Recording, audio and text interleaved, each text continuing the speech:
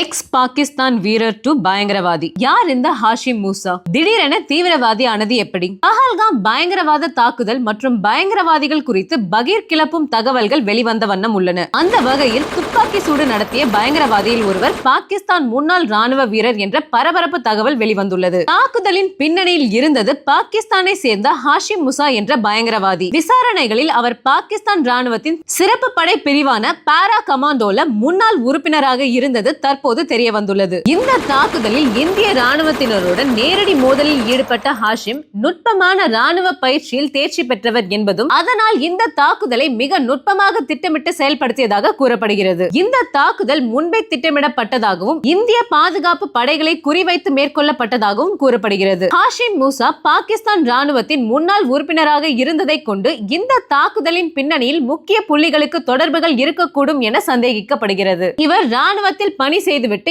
எப்படி பயங்கரவாத அமைப்புக்கு மாறினார் என்பது பலரது கேள்வியாக உள்ளது. இந்தியா மீதுள்ள வெறுப்பு காரணமாக பயங்கரவாதத்திற்கு ஹாஷிம் மூசா மாறியுள்ளார். அவர் இந்தியாவுக்கு எதிராக இதற்கு முன்பே பல தாக்குதல் சம்பவங்களில் ஈடுபட்டதும் அம்பலமாகி பெரும் அதிர்ச்சியை ஏற்படுத்தியுள்ளது.